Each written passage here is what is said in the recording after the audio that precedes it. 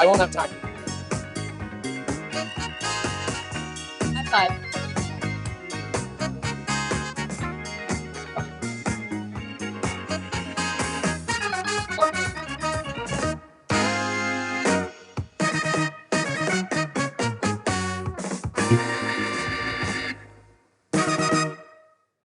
Welcome in to the 51st annual Prefontaine Classic. I'm Paul Hoff-Mahoney, joined by Karen Lesowitz, and we are here for the Citius Mag pre-show put on by Tracktown USA. Karen, we're back in Eugene.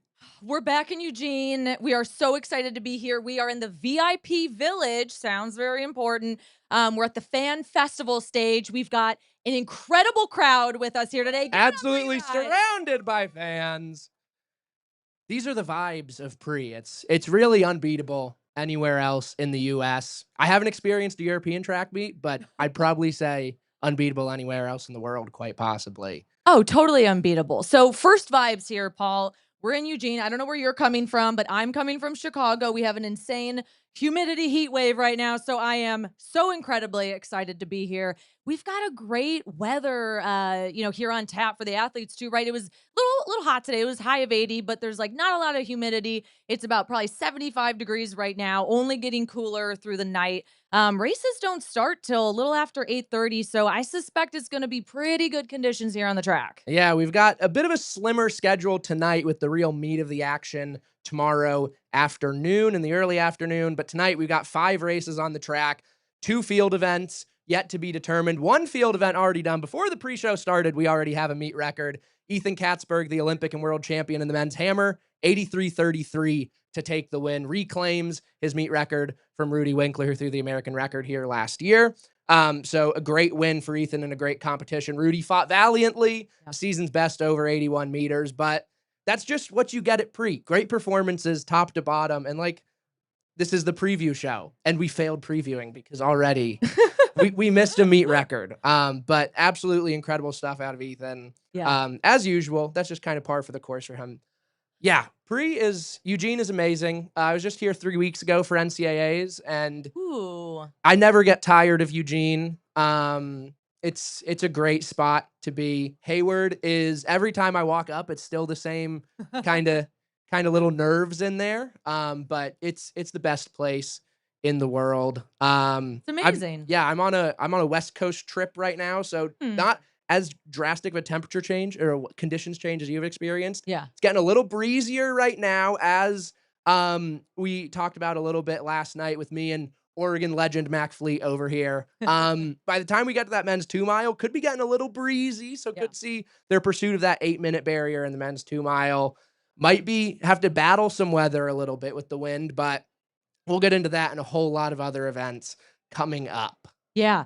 Something that you got to go to today, Paul, was you got to go to the press conference. And that, for anyone listening that's never been to one, I hadn't been to one till recently. And it's where all the athletes that you want to see on the track are right there in front of you. They're answering questions. They're talking about the feat that's yet to come. You were actually there, boots on the ground. What are the vibes in the Graduate, right? That's where they did the Yeah, press conference. in the Me Hotel in downtown Eugene.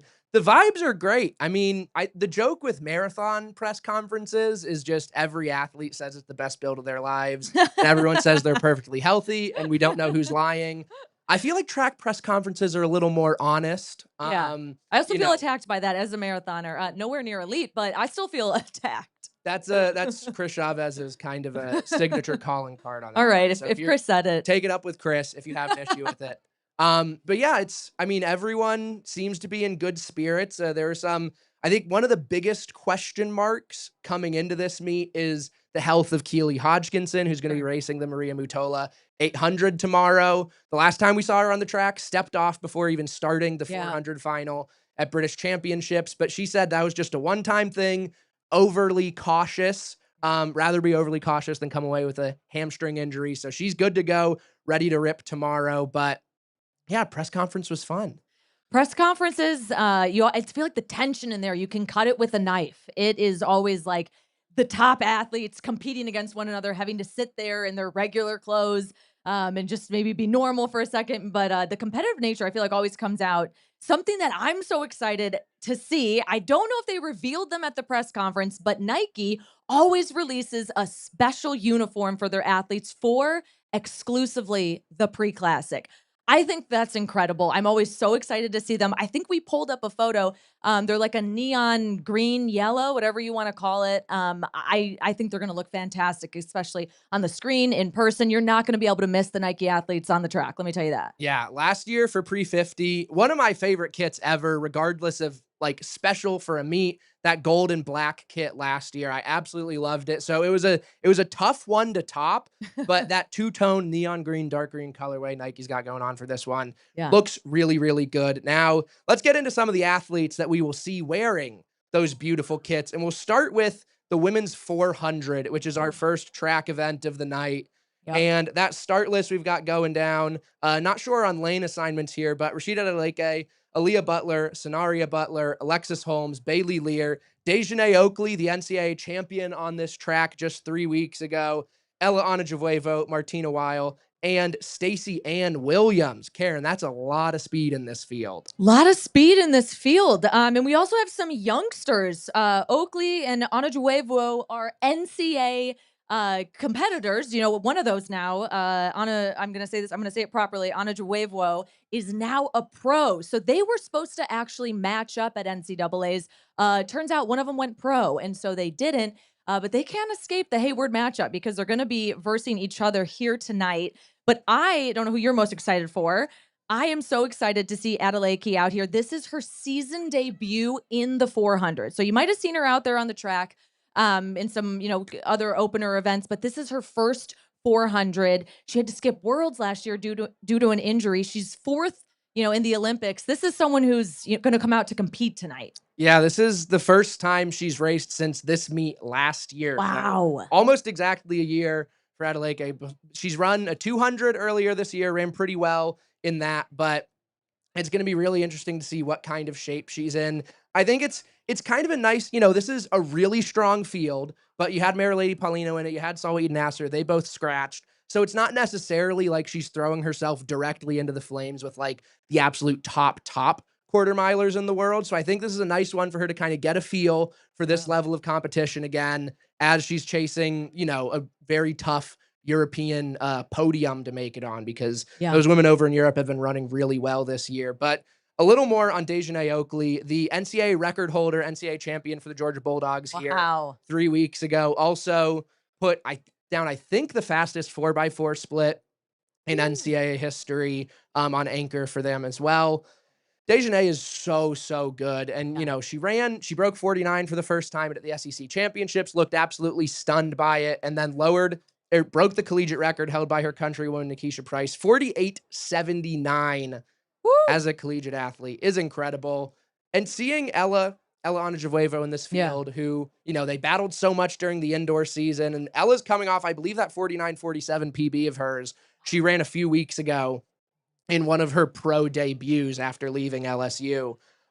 So just finally getting that matchup between those two, it's going to be really exciting to watch. But Yeah. you can't sleep on Aaliyah Butler, the No, you U.S. can't. Olympian, the Olympic champion on the relay. She's got a PB of 49.04, second fastest in this, or third fastest in this field. Dejanay Oakley does have the fastest personal best in this field. Wow. This one it feels like you've got people at lots of different stages of their season. Exactly. And so it's going to be interesting the kind of takeaways you can get once you see how these results play out. Yeah. So given this is a final, who do we think takes it? What's your final take here?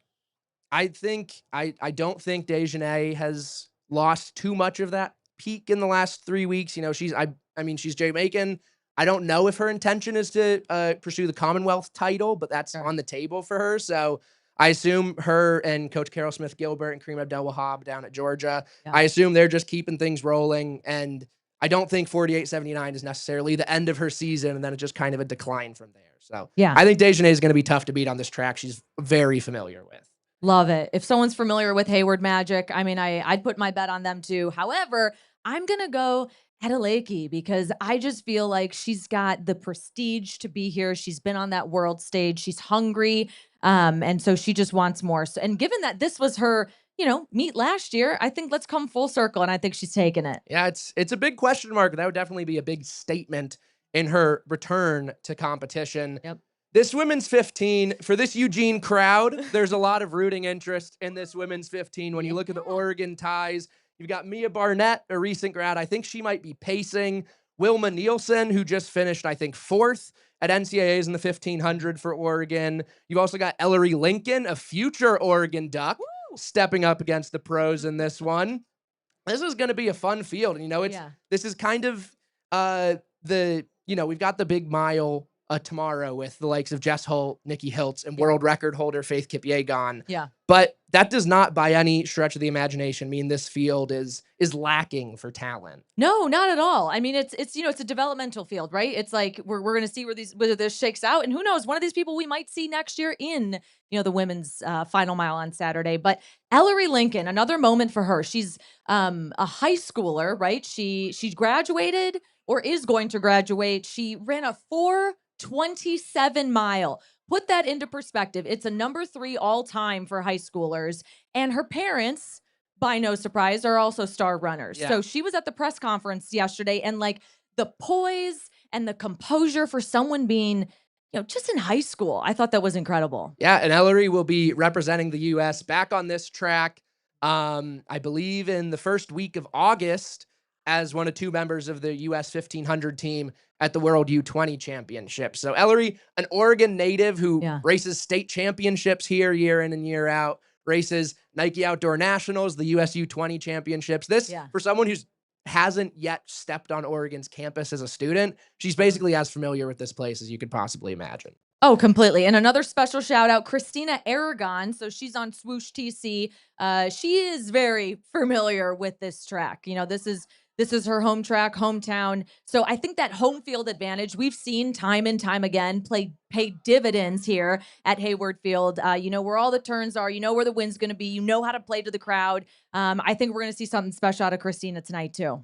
Yeah, but when you look at this field, you talk about Swoosh TC and a new signee to Swoosh TC as of about an hour and a half ago, maybe, Gracie Morris, the US 2K champion in cross country from back in December, she is now a member of Swoosh TC. We're not sure which TC she's on, whether that's Eugene, Provo, or Flagstaff, but a huge signing for Nike is one of the real up and comers of US women's miling. She's got a PB of 4 flat 29 run this year. It feels like every meet she's just getting a little bit better and better and better. And she's really inserting herself into these Diamond League races, racing. I believe she was in both of the Chinese Diamond Leagues in Xiamen and Shanghai/Kekiao.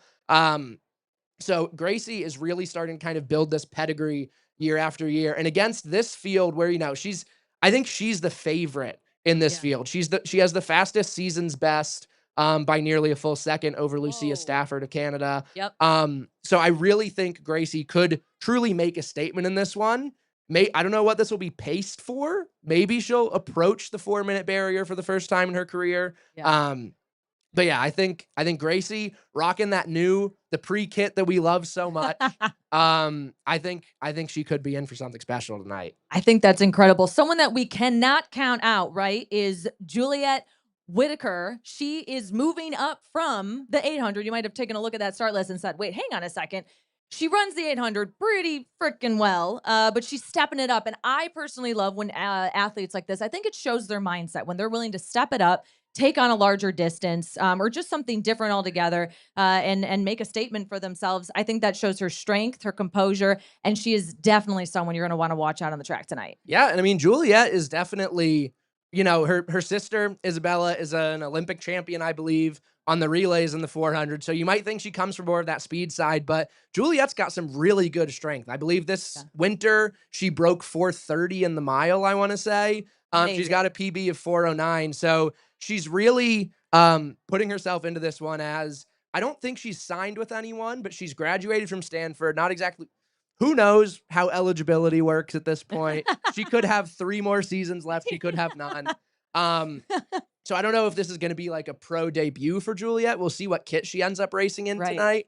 But yeah, I definitely think just because she's an 800 runner stepping up, don't sleep on Juliette Whitaker. Sadie Engelhart, the star freshman for NC State. The season Sadie had, I think, was so impressive as a freshman. She was an All-American in cross country, NCAA runner-up in the indoor mile, I think, and then didn't necessarily have the day she wanted on this track at NCAA outdoors, but a great opportunity in this field where a lot of NCAA competitors, you look at Wilma Nielsen, you look at Juliette Whitaker, Mia Barnett, Salma El Badra out of Morocco, by way of South Carolina. Like, in some ways, this is just an NCAA championship. Right. Yeah, you can let us know because you were here for NCAA. You can let us know which one is pretty much the same. But I'm so excited to see the young talent out there, the experienced talent.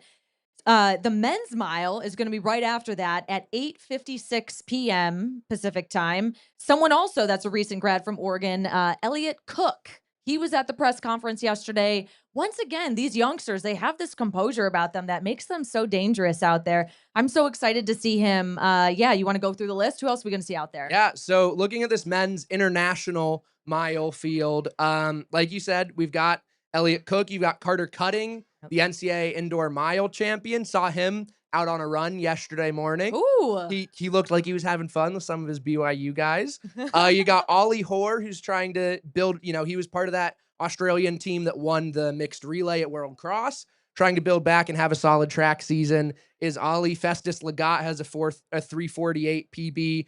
Trent McFarland, this has got to be his outdoor mile PB of 4:06.70, because I know for a fact he ran in the low 350s indoors. That's the guy out of Michigan who was maybe runner-up to Simeon Birnbaum on this track. Simeon unfortunately scratched the Bowerman mile with an illness. Would have been so much fun after the moment he had coming down that straightaway at NCAAs. Would have been so much fun to see him mix it up with the pros. Yeah. But Trent, I think, is going to be a real contender. Definitely. I think it's safe to say he'll run an outdoor mile PB. I don't see a world where he runs slower than 4:06. Wes Porter, kind of like Gracie Morris, has been building off of a strong showing on the cross-country course in the winter and has been having a solid track season.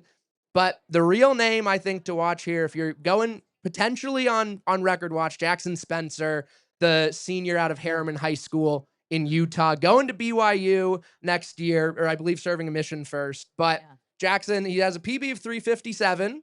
You know, whenever you see a high schooler running a fast mile here at Pre, you think about Alan Webb's 353. Of course. That is a lot of time for Jackson to chop off. I'm not saying we're looking at a new high school record. No, come on. You're saying it, Paul. I think you might be saying it.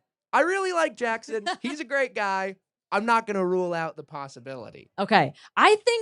I mean, that record's got to go down sometime soon, right? I think it would be. It's from what, 2001, 2. It's back there. Early 2000. Exactly. I think something like tonight, that Hayward Magic, if it doesn't get broken here today, I think it gets broken at a meet like this, right? You see these high schoolers just transcending now past the college and into the pro talent field. So Jackson Spencer, someone to definitely keep an eye on out there. Again, it's 353 is Alan Webb's American record. Let's see how close he can get to it. Yeah, for Carter Cutting, he's the NCAA indoor mile champion, was not super happy with the way he raced NCAA outdoors in that 1500, thinks he wasted a lot of energy swinging a little too wide with 150 to go, if I remember correctly. So he could be looking for some redemption on this track. Same thing with Elliott Cook. But I think the real name that I'm looking out for, Ollie Hoare in this one. Yeah. This is, you know, the Diamond League circuit has been some tough sledding for him in recent years with just unfortunately feels like kind of chronic injury problems. But this field in the international mile, I think, could be one where he really is able to get a little bit of confidence if he can come away with a good result. He's got the fastest PB in the field by over a second. Okay. A second and a half, I believe, with his 3:47.48. Yeah. So I definitely think Ollie, him being in this field, it excites me a little bit because I think this is going to be a good one for him to really be able to race his race, not get sucked up in what other people are doing. Yeah. So I like Ollie's chances tonight.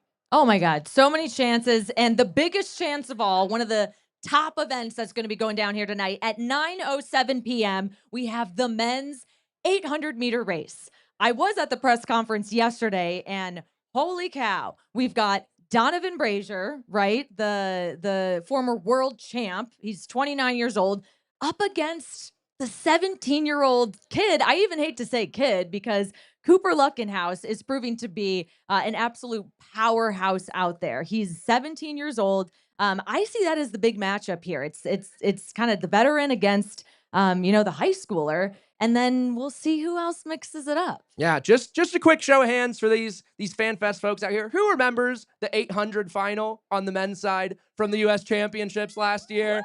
Yeah, that was a pretty good race. We've got the top three from that field in this one. Cooper Luckenhouse, Donovan Brazier, and Bryce Hoppel, as well as Brandon Miller. He didn't make the team last year. This is a guy who's an Olympian. He's run really well, not on the Diamond League circuit yet, the same way Cooper has, but the Sound meets down in L.A. He's been putting on a show, running really well, beat his teammate Josh Kerr in an 800 as Josh is training up for his mile world record attempt in a few weeks. This is, I mean, the best the U.S. has to offer in the 800. And when you talk about Cooper, he's coming back to this track for the first time since that epic race when he ran 1:42.27, just catapulted him into, he was already the greatest high school 800 runner to ever live, even just by making that final. Right. But then that really has just catapulted him into another stratosphere. Right. I think he said that too in the press conference. They were talking about where'd you get that confidence to really just assert yourself on a world stage. And he cited that kick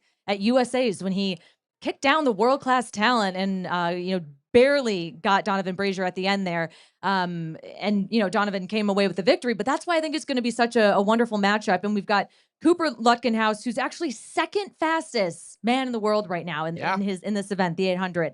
I think that's got to put a target on your back, doesn't it? So people are looking for him, I think, to take the race out. And all eyes, I think, are going to be on him with some of these other key players, as we said. But Donovan Brazier, I think something so interesting about this is he's a Nike athlete, last 10 years, never raced a pre-classic. That's what he said. That also puts a little bit of pressure on, right? This is his first pre-classic. He's, coming in hot, had a wonderful, I think just season so far. He's getting confidence is what he said. Getting that flame back, I think, is exactly what he said yesterday, which I love.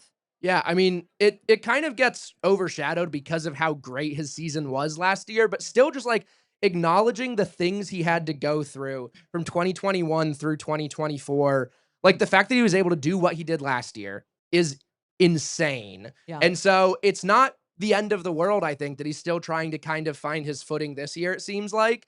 Like he's running, his season's best is 1:44.03. I'm pretty sure that's faster than what his season's best was entering USA's last year when he almost ran a PB after 4 or 5 years. So I think it's the panic potentially surrounding Donovan, I think might be a little overblown right now. Yeah. But this is going to be one where, like you said, Cooper has that target on his back. He's coming off of beating Marco Arop, beating Emmanuel Wanyonyi, the world and Olympic champion. So this is a field where now he is the favorite. And, you know, in those last 2 races, he has those more experienced, more veteran guys with that outdoor global hardware to really kind of hold that mantle. Yeah.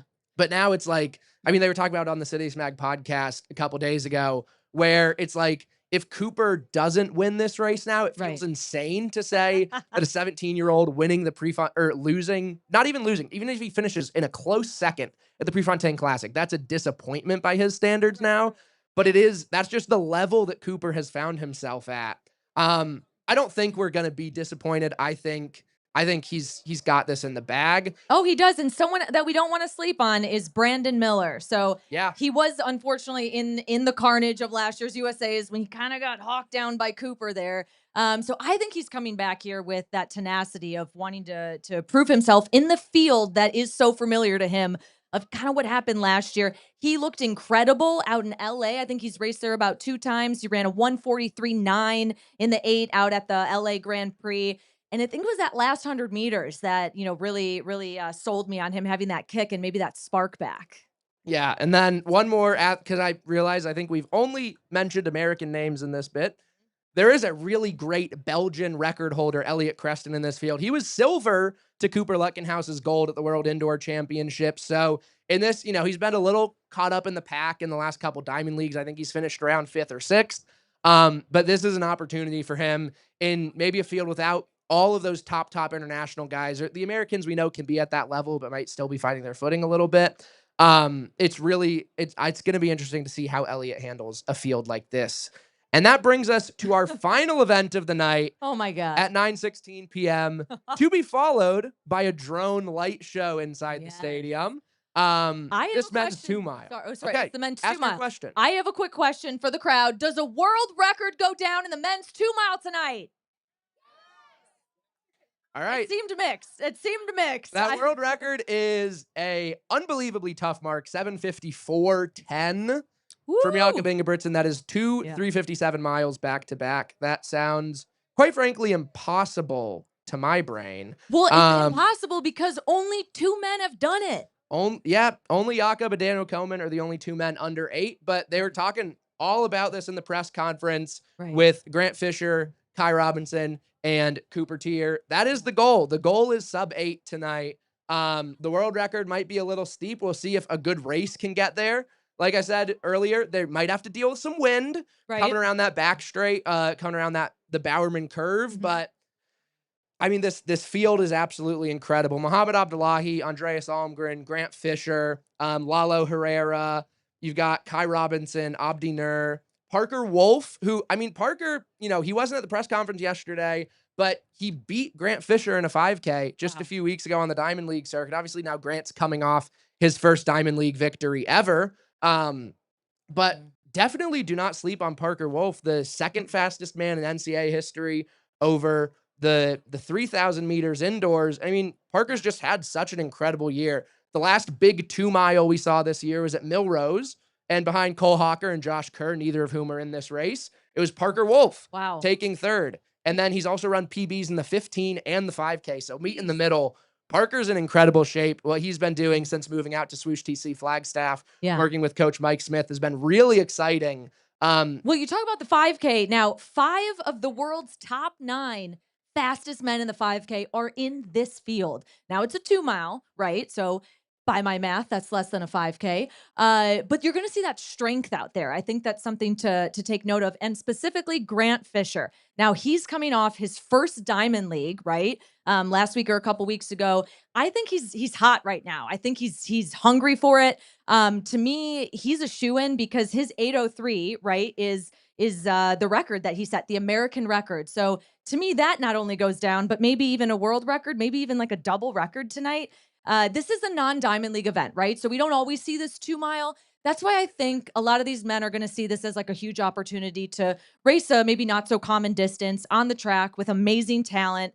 I think a hot pace is going to be set right from the beginning, and we'll see if a third man, maybe plus more, go Yeah. under 8 tonight. And when you think about records in the 2 mile at Pre, Craig Mottram's Australian record comes to mind from back in 2007. And one of my favorite bits of the press conference yesterday, Kai Robinson was saying, he's taken a couple of Craig Mottram's Australian records, and he was saying, I don't know if I'm big Mazungo yet, but I'm maybe a smaller Mazungo. So we'll see if he can increase his Mazungo factor tonight and see if he can get under Craig Mottram's record of 803. But this field it's going to be really exciting. We've also got Marco Langen's pro debut. Marco Langen, of course, an NCAA fan favorite. One of the most interesting characters the sport has to offer. So very exciting to see how the start of his hopefully long and storied pro career gets underway. But this field, I mean, we haven't talked about Andreas Almgren enough. I feel like he's the European record holder in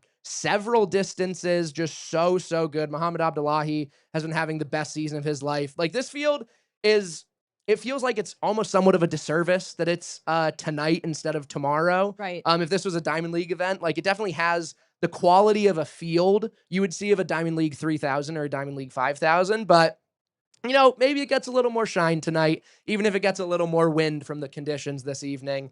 And then I'm very curious to see what this drone light show ends up being, even though I assume I'll be buried in the mix zone for it. But it's going to be an interesting one to close it out. And then that is just today. Tomorrow we'll be back here at 11 a.m. There's so much more track and field going on tomorrow. It will be an absolutely wonderful time. So everyone, thank you for your time. We're closing this out. Get in there. We've got track starting. Woo! Pole vault starts in 30 minutes. All right. Track events start at 8:37. It'll be a great night. All right. Woo! Right.